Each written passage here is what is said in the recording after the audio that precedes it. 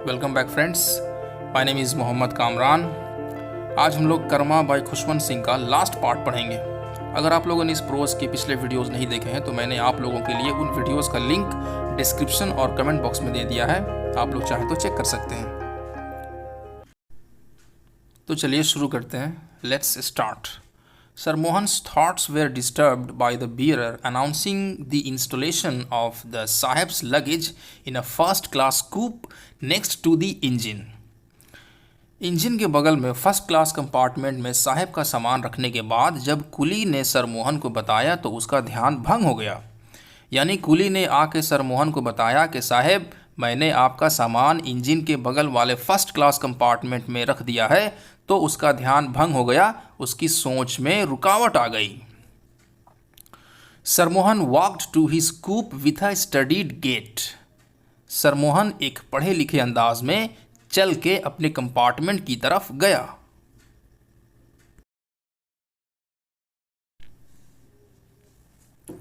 He was डिसमेड, लेकिन अपने compartment में जाने के बाद वो उदास हो गया, वो मायूस हो गया। द कंपार्टमेंट वॉज एम्प्टी, क्योंकि कंपार्टमेंट पूरा खाली था, उसमें कोई नहीं था। With a Sai he sat down in a corner and open the copy of the times he had read several times before. गहरी सांस लेते हुए वो एक कोने में बैठ गया और उसने द टाइम्स न्यूज़पेपर की एक कॉपी निकाल ली जिसे वो कई बार पहले पढ़ चुका था।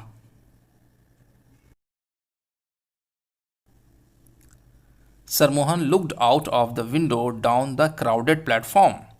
सरमोहन ने खिड़की के बाहर प्लेटफॉर्म की भीड़ भाड़ को देखा।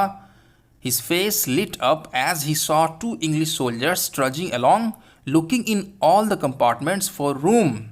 जब उसने सारे कंपार्टमेंट्स में जगह ढूंढते हुए दो अंग्रेज सिपाहियों को पैर घसीट कर आते हुए देखा तो उसका चेहरा खिल उठा, यानी वह खुश हो गया। वो दो सिपाही अपने पैरों को घसीट कर चल रहे थे, trudging along. They had their haversacks slung behind their backs and walked unsteadily. उनकी पीठ पे उनके बैग लटक रहे थे और वो लोग लड़खड़ा के चल रहे थे। सरमोहन decided to welcome them even though they where entitled to travel only second class.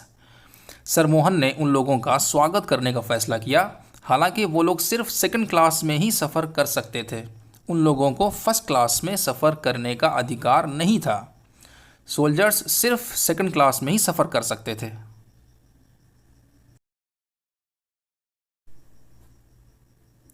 He would speak to the guard. सरमोहन ने सोचा कि वो उन लोगों के बारे में गार्ड से बात करेगा कि उन लोगों को फर्स्ट क्लास में चढ़ने दिया जाए। One of the soldiers came up to the last compartment and stuck his face through the window.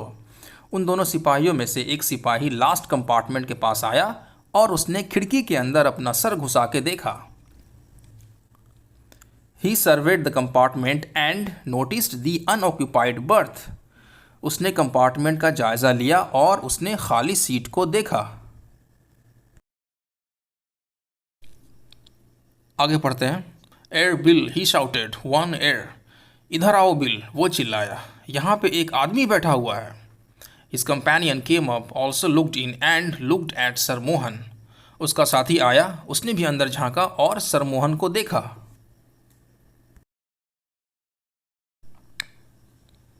Get the nigger out, he मटर्ड to his companion.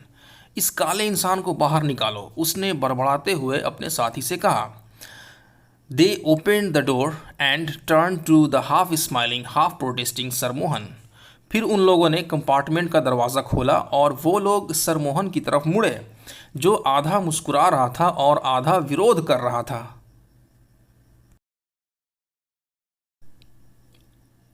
Reserved, yelled Bill. ये रिजर्व्ड कंपार्टमेंट है, Bill ने चिल्ला कर कहा। Janta reserved, ये जनता reserved compartment है।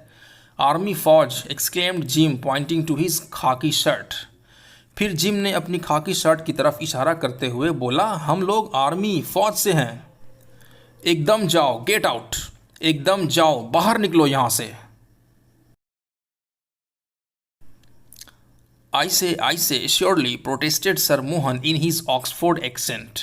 मैं कह रहा हूँ, बिल्कुल मैं बोल रहा हूँ, सरमोहन ने अपने ऑक्सफोर्ड एक्सेंट में विरोध किया। The soldiers paused. सरमोहन की बातें सुन के सोल्जर्स रुक गए। It almost sounded like English, but they knew better than to trust there इनएब्रिएटेड years. सरमोहन की आवाज़ बिल्कुल एक अंग्रेज़ जैसी लग रही थी, लेकिन अपने मदहोश कानों पे, अपने नशे में चूर कानों पे भरोसा करने के बजाय क्या करना बेहतर था ये उन लोगों को मालूम था। उन लोगों को लगा कि चूंकि हम लोग शराब पिए हुए हैं इसलिए हम लोगों को ठीक से सुनाई नहीं दे रहा है, तो अपने कानों पे भरोसा करने के बजाय जो ठीक है वो हमें करना चाहिए।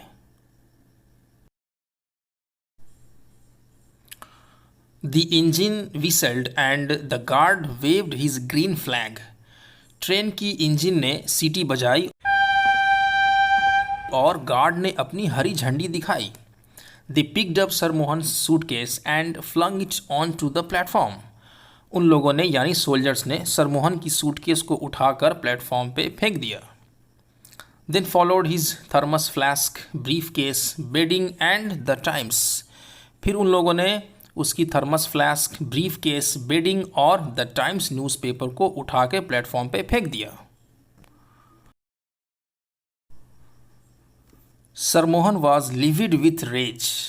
सरमोहन गुस्से से नीला पीला हो गया, वो गुस्से में एकदम आग बगूला हो गया। प्रीपोस्टरस, प्रीपोस्टरस, ही शाउटेड, होर्स विथ एंगर। बहुत बेहुदा बात है, बहुत बेहुदा बात है, वो चिल्लाया, गुस्से से उसका गला बैठ गया था।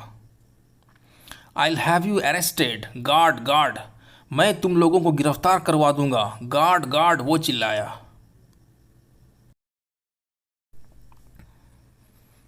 Bill and gym paused again. Bill और जिम फिर रुक गए। It did sound like English, but it was too much of the Kings for them. सरमोहन की आवाज़ बिल्कुल एक अंग्रेज़ जैसी लग रही थी, लेकिन उसकी इंग्लिश इतनी पॉलिश्ड, इतनी रिफाइंड थी कि उन लोगों को लगा कि ये एक अंग्रेज़ नहीं हो सकता। Too much of the Kings for them का मतलब है कि उसकी अंग्रेज़ी वैसी नहीं थी जैसी इंग्लैंड के राजा बोलते हैं, यानी सरमोहन सिपाहियों को एक असली अंग्रेज़ नहीं लगा। Keep your ready mouth shut and gym struck सरमोहन flat on the face. अपना लाल मुंह बंद रखो, और जिम ने सीधा सरमोहन के चेहरे पे एक घूंसा मार दिया। The engine gave another short whistle and the train began to move. Train ने एक और छोटी सीटी बजाई और ट्रेन चलनी शुरू हो गई। The soldiers cot सरमोहन by the arms and flung him out of the train. सिपाहियों ने सरमोहन के हाथों को पकड़ा और उसे ट्रेन के बाहर फेंक दिया। He reeled backwards, tripped on his bedding and landed on the suitcase. वो पीछे की तरफ लड़खड़ाया, अपने बिस्तर पे ठोकर खाया और अपनी सूटकेस पे जाकर के गिरा। टुडलू, गुड बाय, अलविदा, सोल्जर्स ने सरमोहन को कहा। सरमोहन्स feet where glued to the earth and he lost his speech. सरमोहन के पैर ज़मीन से चिपक गए थे और उसकी बोलती बंद हो गई थी। He stared at the lighted windows of the train going past him in quickening tempo. उसने तेज़ रफ्तार से अपने आगे से गुजरती हुई ट्रेन की रोशन खिड़कियों को देखा।